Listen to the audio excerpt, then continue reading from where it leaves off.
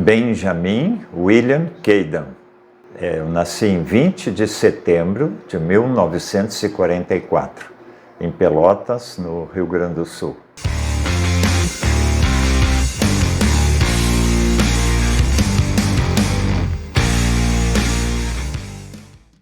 O meu pai, Rodolfo Keidan, ele nasceu em Ijuí, no interior de Ijuí, no lugar chamado Linha 11, que hoje chamam Rincão dos Letos, da primeira turma que veio da Letônia para o Brasil. Em 1890 eles vieram para Laguna, de Laguna foram de trem até Orleans, Santa Catarina, e dali eles foram a pé até Rio Novo, onde tinha o primeiro núcleo de colonização leto no Brasil. Um grupo dali de Rio Novo não se acertou com as terras para lavouras e tudo mais e conseguiu ir para o Rio Grande do Sul, para Ijuí, Rio Grande do Sul. Quando eles chegaram lá, logo que chegaram lá, que estruturaram a vida da colônia, meu pai nasceu. Porque o meu avô, Ioannis Alexander Keidan, veio da Letônia e tinha 10 filhos. Aí o meu pai nasceu e mais tarde ele encontrou a minha mãe aqui em São Paulo, porque a minha mãe veio em 1922, o pai nasceu em 1895. A mãe nasceu em 22 na Letônia e veio naquele grupo entre 22 e 23 que iniciou a colonização de Varpa. Encontraram-se em São Paulo no ano de 35, por ali, 36, porque a minha mãe trabalhava aqui na Varpa. Ela era Ana Bredikes, irmã do João Bredikes, que é o nome que deu o nome à escola hoje. Vieram jovens para cá. E a minha mãe trabalhou na Palma no começo, porque os solteiros viviam aqui. Depois ela trabalhou com a doutora Margot, que foi a médica que construiu, inclusive, um hospital, que naquele tempo acho que era o primeiro hospital de interior, assim, de colônia, aqui nessa região. Quando a doutora Margot foi para São Paulo, meu pai encontrou a mãe lá. Ele era viúvo, estava vindo do Rio Grande do Sul, encontrou a minha mãe lá. E de São Paulo vieram para Varpa para o casamento, 1939. E aí nasceram meus 3 irmãos, os mais velhos. Depois eles foram para o Rio Grande do Sul, para a cidade de Rio Grande, no Porto, e Pelotas, onde eu nasci. O que os seus pais contam ou contavam sobre a vinda? Porque o pai veio num momento e a mãe em outro, né? O que os trouxe para o Brasil? O pai, na verdade, ele contava muito da colonização em Ijuí. A minha mãe veio no período após a Primeira Guerra. A Primeira Guerra foi muito triste lá naqueles países bálticos. Em 1918, a Letônia conseguiu a sua independência, mas as perseguições continuaram, porque a Letônia inicialmente era um país pequeno, mas um país estratégico. Eles melhoraram muito a vida em todos os sentidos da Letônia, mas havia umas perseguições, algumas religiosas e outras econômicas. No meio deles começou a aparecer pastores, profetas, que estavam já prevendo uma guerra pior do que a primeira. Não tinha notícia disso ainda lá. A ideia era reconstruir, era melhorar as cidades, o povo, os países, voltar a trabalhar. E é interessante, eles vieram para cá em 1922.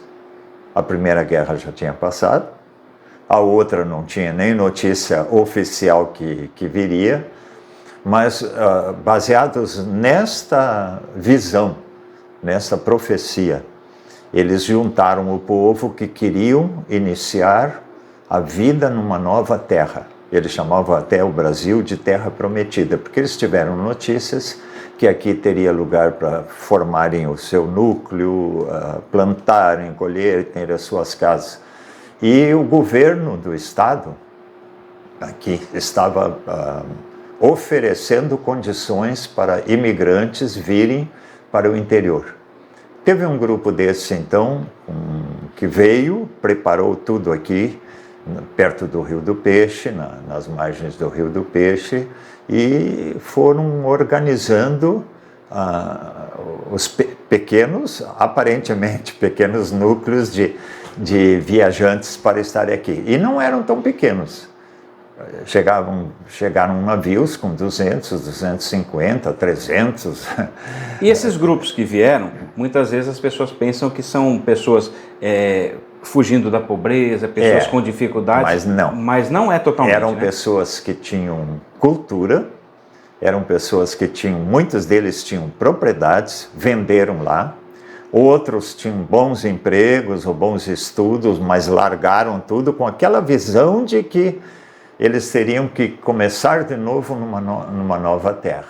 Essa vinda para cá trouxe engenheiros, médicos, dentistas, regentes e músicos de coral e orquestra, professores, enfermeiros, até a médica, a doutora Margo, e tantos outros assim. Então, por exemplo, na Palma, eles construíram a usina de energia elétrica.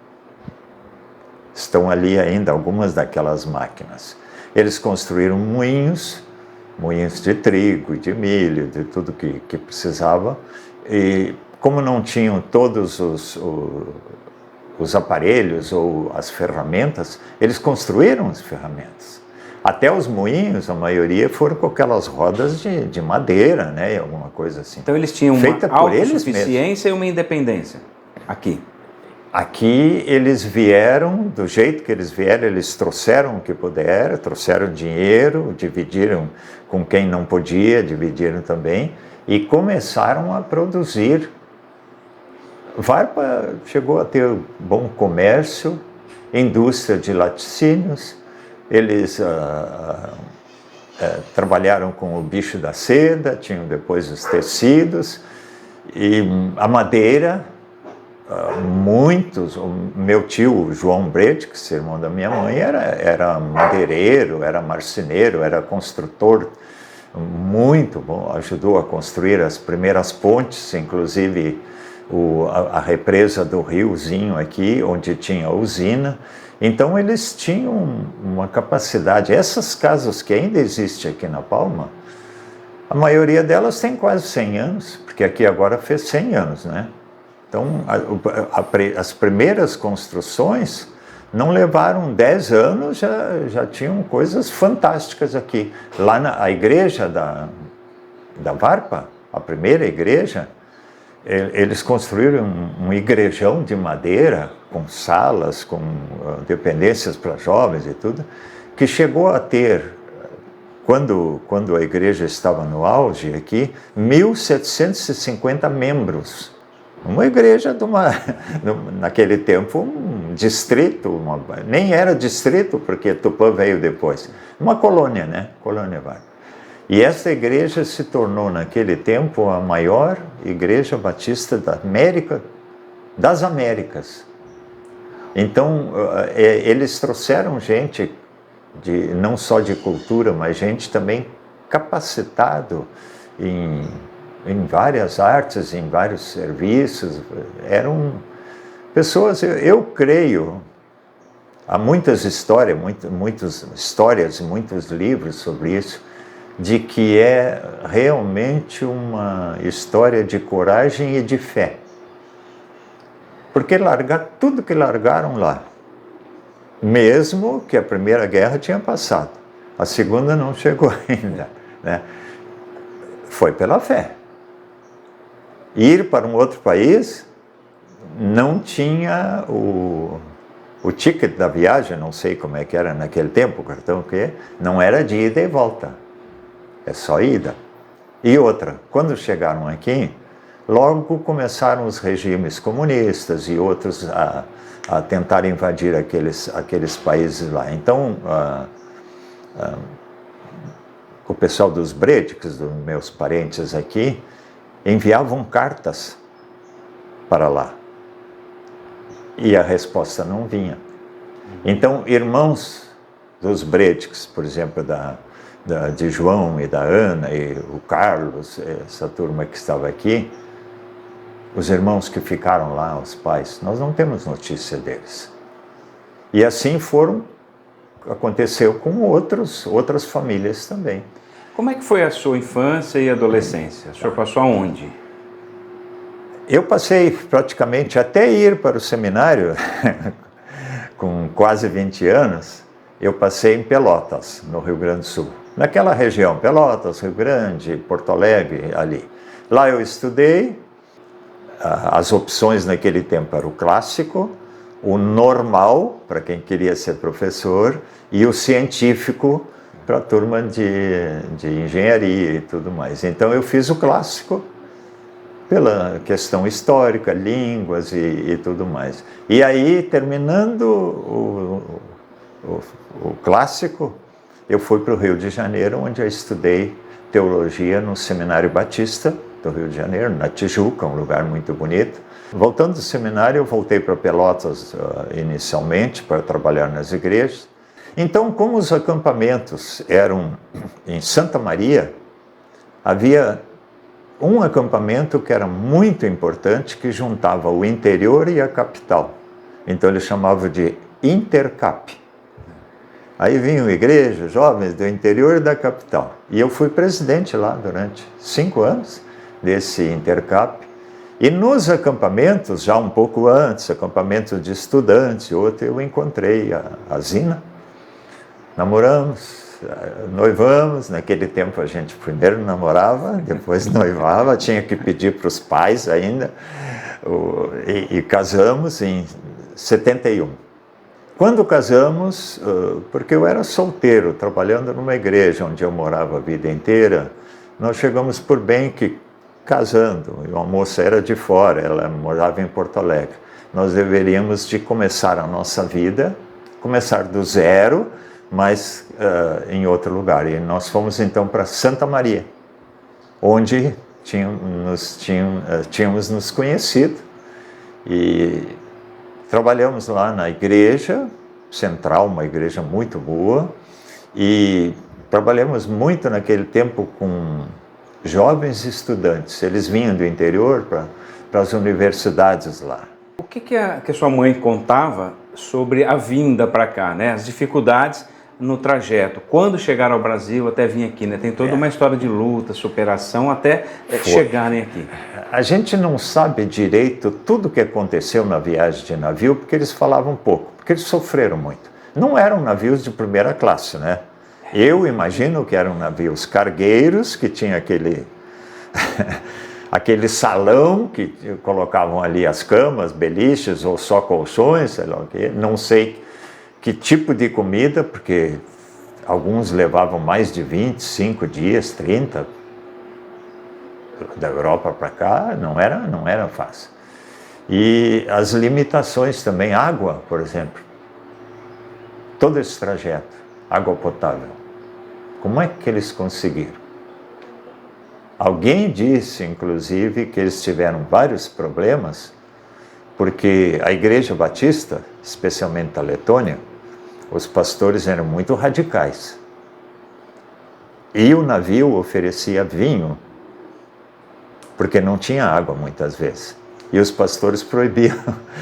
Essa é uma história que nem está nos livros, mas pesquisando a gente chega à conclusão de que o vinho, ele era um copo na refeição e tal, para que as pessoas tivessem as vitaminas necessárias, junto com a alimentação, tivessem a água também. Então, minha mãe não falava disso, mas ela falava que chegaram em São Paulo e eram recebidos no pavilhão dos imigrantes, inicialmente em Santos, dali iam São Paulo. Dali, os letos vieram de trem até Sapezal, que era a última estação. O trilho do trem chegava em Sapezal e parava ali. Aqui, município de Paraguaçu Paulista, né? Aí a minha mãe conta que eles vieram a pé, tinham uma picada, né? Abriram uma picada, vieram a pé até a beira do Rio do Peixe, e dava uns 37 quilômetros por aí. Após 24 dias de viagem no navio, foram mais 22 horas dentro do trem que partiu de São Paulo com destino a Sapezal.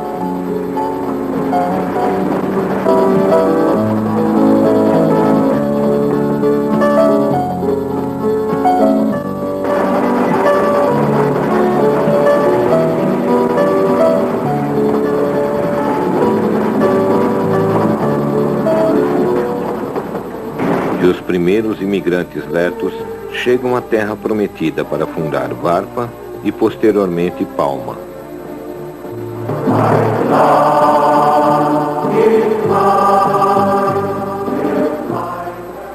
Os imigrantes letos chegam trazendo na bagagem um pouco de tudo e no coração muita fé e a esperança de um recomeço digno para todos.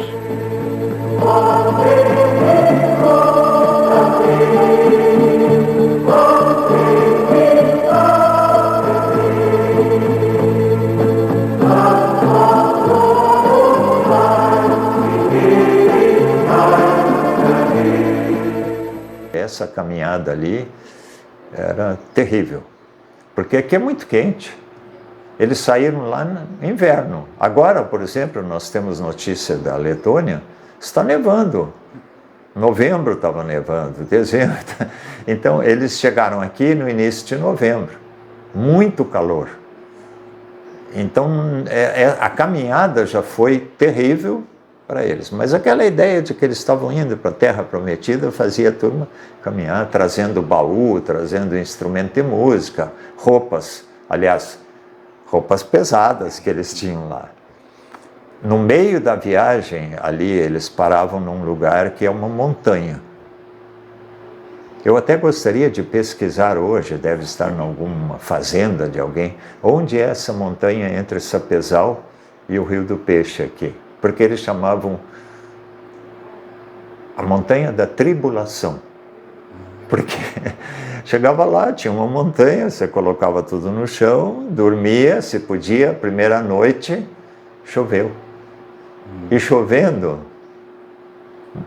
molha tudo que você traz na viagem. Então eles chamaram aquele lugar a Montanha das Tribulações. Aí no outro dia acorda, já tem um sol tremendo, seca tudo e vão caminhar, vem embora e chegam aqui. Fala um pouco da questão da religião. Qual a importância, como é que a religião uniu todos e se desenvolveu? Pastores que vieram junto formaram o Conselho de Anciãos, como era chamado, ou grupo de pastores. E esses ajudavam muito na disciplina, porque grupos que chegam de um país para o outro e vão começar tudo de novo, tinha que ter uma organização fantástica, né? Para divisão das terras, divisão de trabalho. No início, a minha mãe conta que ela solteira, o irmão era solteiro, o irmão já foi derrubando o mato, porque ele era lenhador também, conhecia tudo de madeira, mas as moças também iam junto, porque todos tinham que trabalhar. E aí ela conta que elas cortavam os galhos menores, a limpeza do terreno, para que os homens, os madeireiros depois pudessem cortar as árvores. E também trabalhavam muito na estrutura dos locais para abrigar a turma que chegava depois também. Porque tinha que ter um refeitório. No início, a comida era feita no chão, nas pedras, não é? O fogão eram pedras no chão. E aí tinha o refeitório, tinham os galpões, não se pode chamar de galpões, no início eram as tendas, né? Com algum pano que eles tinham, ou então com folhagens de coqueiros, de árvores, né? Então, masculino, feminino. E aí as moças trabalhavam muito ajudando, né, nesses locais, ajudando na alimentação. E uma coisa interessante é que a comida aqui era difícil para eles. Tinha que alguém buscar em Sapezal ou em Paraguaçu Paulista. para um grupo que chegou a ter 2.450 pessoas, olha, a logística foi fantástica. O trem não chegava até aqui, Não né? chegava aqui. O trem depois, ele passou lá para o lado de onde hoje é Tupã. Por isso Tupã desenvolveu e se tornou um município. E Varpa ficou perto do rio aqui com o grupo dos Letos. E aí, uma coisa interessante é que o meu tio, João, além de lenhador, ele tinha muitas criatividades para resolver questões. Ele e um outro amigo nosso que foi até professor de seminário, Gertner, de uma família importante dos Letos lá da Letônia, eles iam de noite e armavam aripucas, armadilhas, no meio das matas. Aí de manhã, o João e o Arnaldo Gertner iam ver se tinha caça. E as moças e as senhoras já ficavam esperando, porque seria a carne. A primeira carne que eles tinham era A caça mesmo. de caça. Não tinha galinha ainda aqui, não tinha gado, não tinha porco, eles foram conseguindo com o tempo. A primeira, que se chama a primeira igreja, o primeiro templo, eram troncos de árvores derrubados, cortadinhos, colocados no barranco do Rio do Peixe. Aí o pastor tinha um tronco que era o púlpito, de pé, e ali eles faziam os cultos, as orações, os estudos. Tem até na igreja, aqui na Fazenda Palma, no acampamento, ali no refeitório, tem um quadro muito bonito que foi pintado com essa imagem dos primeiros cultos. Logo depois eles construíram precariamente um templo, ou de lascas de madeira, ou também com folhagens de coqueiros e tudo mais, um primeiro templo. Mais tarde um bom salão de madeira, e chegou a ter aquele templo depois que colocava lá dentro mais de 1.700, 1.800 pessoas. Até hoje, o palco da Igreja Batista de Varpa, aqui da Igreja Leta, aquela parte onde tem o coral, a orquestra, é a mesma daqueles primeiros templos. Porque eles tinham o templo que cabia bastante gente, era de madeira, virado lá para aquele palco, mas tinha do lado também, porque era muita gente, Salão da Mocidade, outro que abria aquela parte de madeira ali, e o pessoal sentava de um lado, na frente, e também do lado. O senhor conta uma história da importância e do respeito à religião. Isso. Que quando eles chegaram aqui, mesmo famintos, cansados, exaustos, sem a primeira palavra do pastor, nada aconteceu. Isso já aconteceu, está na história lá do pavilhão de imigrantes, a história dos Letos, que eles chegaram, o primeiro grupo, e o governo de São Paulo tinha preparado, não sei se almoço ou jantar, aquelas mesas compridas, ajeitadinhas, os garçons com a comida pronta, esperando o povo, e eles todos em pé, atrás dos bancos ou das cadeiras, e não se serviam, os garçons ofereciam, não serviam. Até que chegou o pastor, saudou o grupo, fez uma oração, cantaram um hino, e então todos sentaram e começaram a comer. A gente sabe que a música é um elemento integrador, né? Qual a importância da música que veio com vocês em manter as tradições? Desde o início, eu não sei como é que eles trouxeram muitos instrumentos de música, porque as viagens não eram fáceis, mas eles trouxeram. Bandolim, violino, flautas, tudo que puderam trazer. Tem parece uma cítara de madeira que é feita na Letônia mesmo, faz até hoje, kotles, é um instrumento que eles trazem. Esses instrumentos pequenos eles trouxeram de lá. Então eles tinham o coral, ou os corais, porque tinha coral de jovens, coral masculino, feminino, tinha orquestra, e desde o início os cultos eram... tinha as palavras dos pastores, tinha os momentos de oração, mas eram muito intercalados com muita música, muita música. Todos cantavam muito e eu sempre digo que o Leto, ele tem 3 coisas importantes que ele gosta de preservar. A música, as flores, onde tem Leto tem vasinho de flor, tem plantação e tudo mais, e comida. Os Letos gostam também de muita comida, né? De ter momentos de confraternização.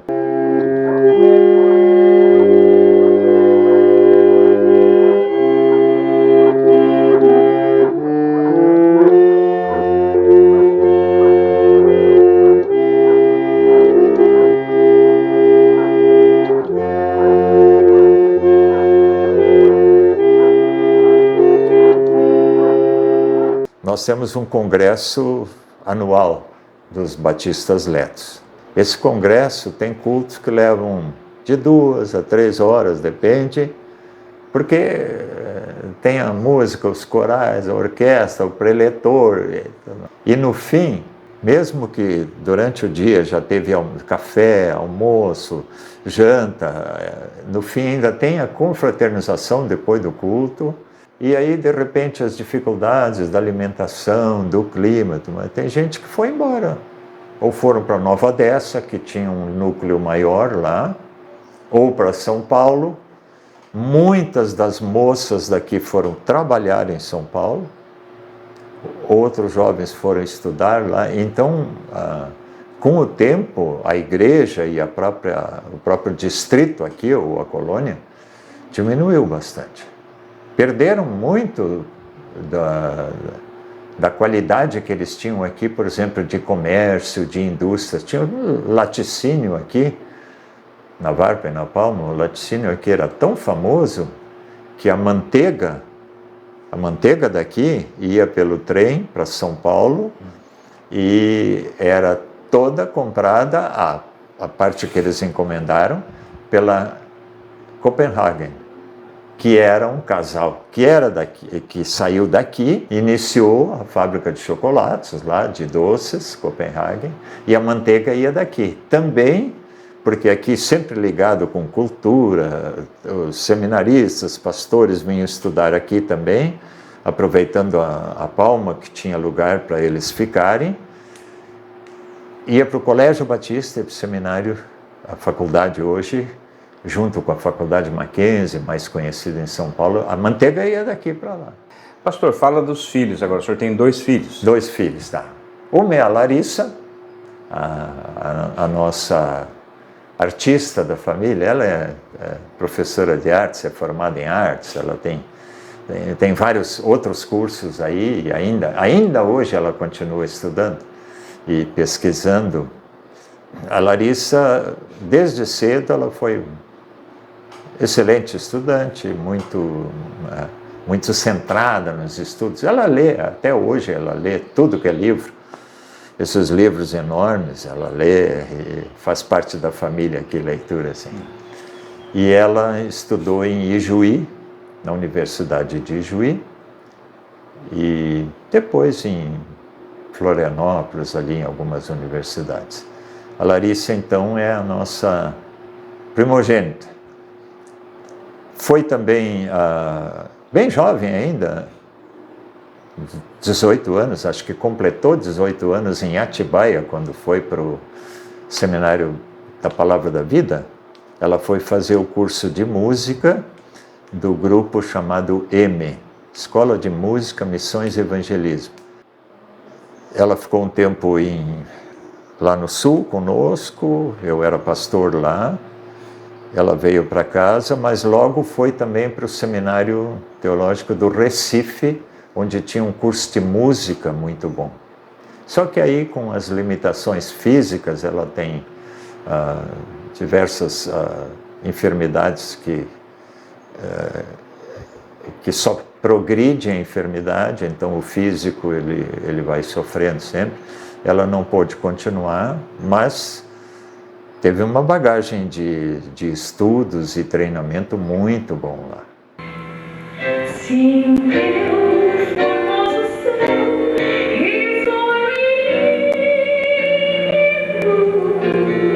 a imagem do cruzeiro resplandece, gigante pela própria natureza, és bela, és forte, rápido, e o teu futuro espera esta grandeza. Terra dourada, entre outras mil, és tu, Brasil, ó pátria amada. Dos filhos deste sol, és mãe gentil, pátria amada, Brasil.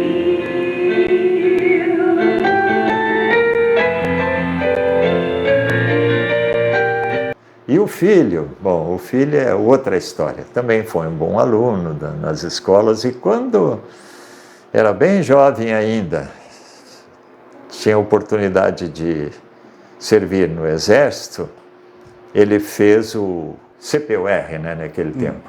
E ali ele morava no interior, no Rio Grande do Sul, em Panambi, terra dos alemães, lá onde eu estava trabalhando como pastor, e ele foi para Porto Alegre. Se formou subtenente, né? E quando se formou, mandaram ele para Rio Grande, pertinho de onde eu nasci, de Pelotas, 40 quilômetros, 50 quilômetros ali. E lá ele trabalhou como segundo-tenente, até que o governo federal, ele ia ficar mais tempo, o governo federal cortou as verbas militares, voltou para Porto Alegre, terminou o curso, estava fazendo o curso de educação física, que ele já tinha começado quando foi para o Exército. Ele entrou cedo na faculdade, começou na URGS, em Porto Alegre, e se tornou então personal trainer. Trabalhou em academias, tinha grupos de corridas. Porto Alegre tem muitas corridas maratonas e outras pequenas corridas. Casou, aí foram morar um tempo no Nordeste. Dali eles, pela internet, descobriram que tem um pequeno país chamado Nova Zelândia, que tem oportunidade para jovens que queiram iniciar a vida. Mesmo casado com 2 filhos pequenos, eles foram para lá. Até que ele conseguiu um emprego como manager, como gerente de uma firma de criação de gado de leite. Depois, com o tempo, ele foi para uma outra firma. Hoje ele está numa firma de criação e produção de leite de ovelha.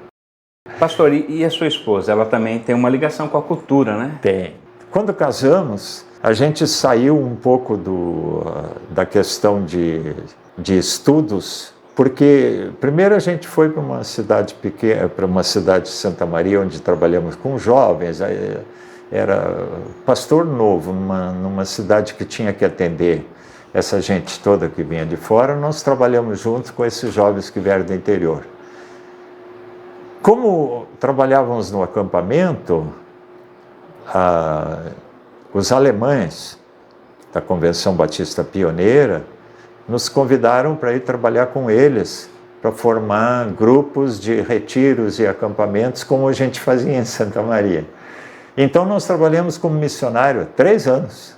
Não tínhamos filho, aí a gente aceitou a ideia de viajar pelo Brasil, nos grupos alemães, onde tinha igreja alemã, formando grupo de jovens, retiros, acampamentos e estudos, treinamento para essa turma.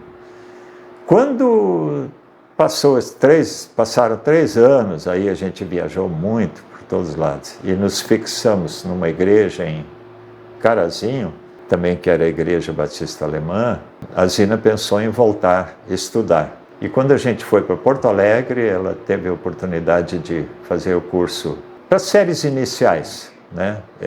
Curso de educação, séries iniciais, e em seguida pensou em voltar para os estudos mais efetivos da universidade, e aí foi para a universidade, a mesma que a Larissa estava, a Unijuí, onde ela começou História.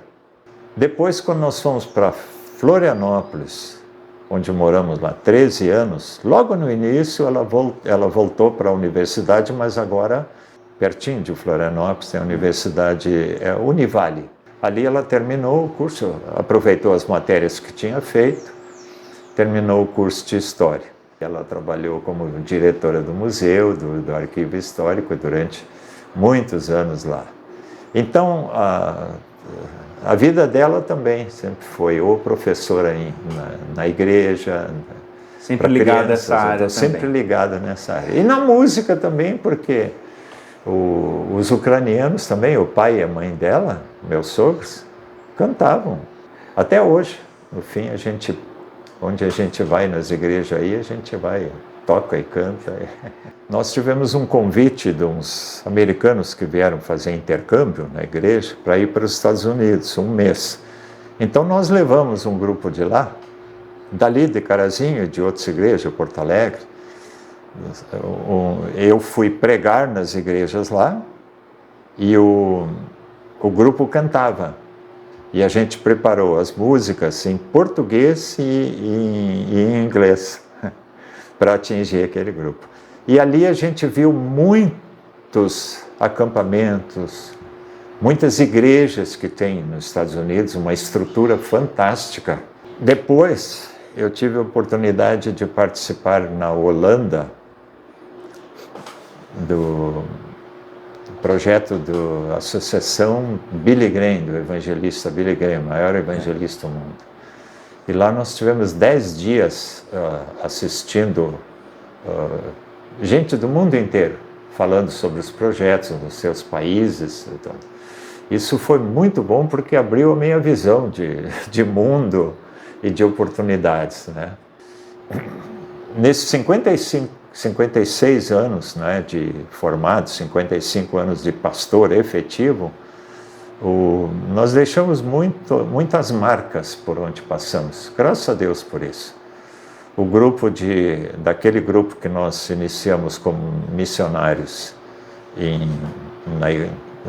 na Convenção Pioneira, nós começamos lá um trabalho com adolescentes, acampamento de adolescentes, essa turminha até 15 anos, 14, tudo. Depois começamos lá um acampamento, construção de um acampamento, na linha 11, onde os letos vieram, um acampamento lá, e hoje, na época de carnaval, começo do ano, tudo, esse acampamento de jovens, de adolescentes, até de crianças, chega a ter na base de 700 pessoas durante o acampamento.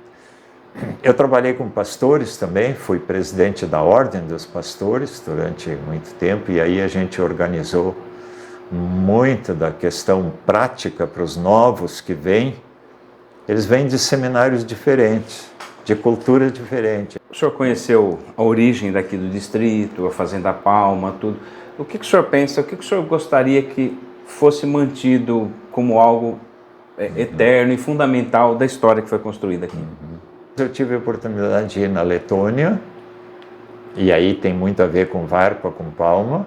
Na Letônia, em que eu fui convidado como presidente dos Batistas Letos do Brasil, fui convidado para a celebração dos 150 anos dos Batistas na Letônia. E lá pude conhecer igrejas importantes em Riga, em outras cidades portuárias grandes, tudo, e no interior, e locais de preservação. Mesmo com a guerra, muita coisa foi destruída, mas aquilo que eles conseguiram recuperar, eles reconstruíram. Então lá tem ainda hoje, tem muita construção de madeira, preservada. O Leto trabalha muito com coisas de madeira, né? Com coisas naturais.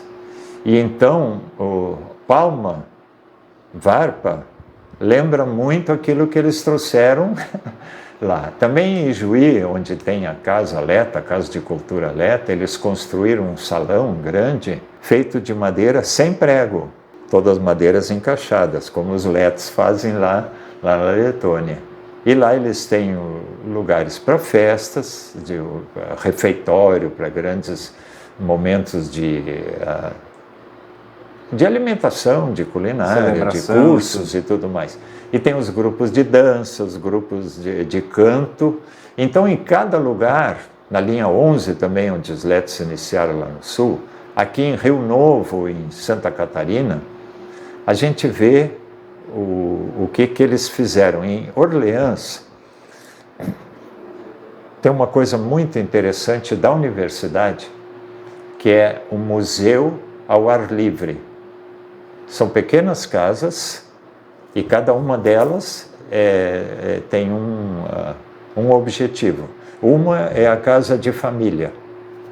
Então tem os quartos, a cozinha e tudo mais, as roupas, os armários. Outra é a lavanderia.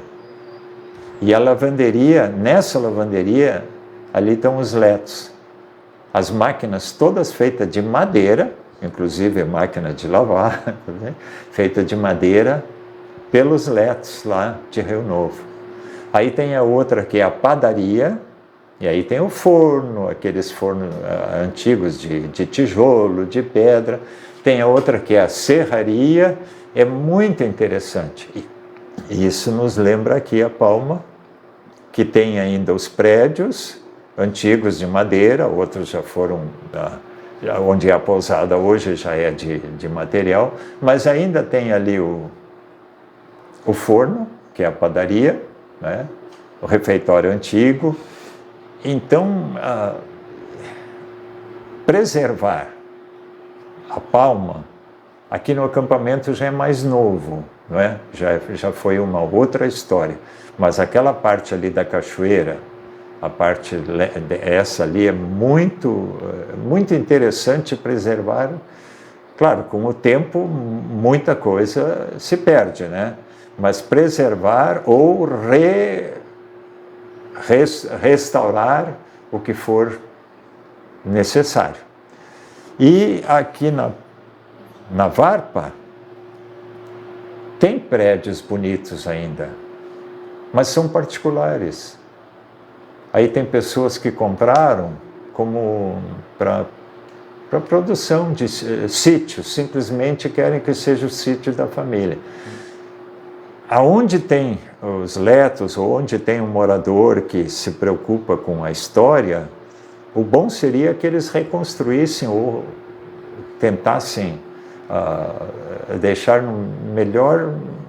na melhor maneira histórica possível, né? Pelo menos a fachada, os jardins e tudo mais assim. Quando o senhor pensa na história da sua mãe, do seu pai que veio antes, todos esses desafios que eles tiveram para construir a vida, para chegar aqui, construir uma história, e que vocês hoje desfrutam um pouco dessa história. Como é que você vê os seus pais, né? Essas pessoas que correram atrás do que eles acreditavam. Como é que você enxerga os seus pais? Olha, sinceramente, eu vejo meus pais, porque, por exemplo, eu nasci em Pelotas, naquele tempo ali, nós éramos 4 irmãos, 4 guris, né? O Leto diz Tchetripuicas, 4 guris, né? Minha mãe trabalhando na cozinha, meu pai trabalhando na igreja. Naquele tempo, as igrejas eram o quê? Local de trabalho e de você ajudar outras pessoas, ganhava bem pouco. Eles sofreram desde cedo. Ele ganhava o quê? Um salário mínimo, quase tudo, plantava no pátio, usava a criatividade. E ajudava outras igrejas, ele ia de trem para ajudar outras igrejas da região. Então, desde cedo, eu ia aprendendo com as histórias dele lá de Juí, dos Letos, da mãe aqui em Varpa. E então eu sempre vi os meus pais como pessoas realmente de coragem e de fé e de dedicação, até o fim da vida. Eu lembro que meu pai tinha um pequeno, naquele tempo não tinha o INSS, ele tinha um convênio, um desses convênios, que oferecia, quando se aposentasse, um salário mínimo. Como tudo no Brasil, esses convênios quebraram. Meu pai ficou sem aposentadoria. Então vejam, essas coisas todas marcaram a nossa vida. Pastor, obrigado pela sua entrevista e por dividir tantas histórias importantes com a gente. E se eu falei demais é por é por lembranças que vem na hora aqui, mas pode cortar tudo que for necessário. Obrigado, viu, pelo depoimento e pelas histórias. E eu agradeço a oportunidade, né, de falar um pouco dessa história que mexe com o emocional, com o coração da gente, né? Porque é uma história muito rica ver. Palmas está fazendo 100 anos. Varpa, 101 anos já. E aí, lá no sul, mais de 130 anos que a turma veio. Então, aqui em Nova Odessa, 120 anos por aí. Então, são grupos, todos eles, que têm histórias fantásticas. E eu dou graças a Deus que muitos desses grupos estão preservando a história.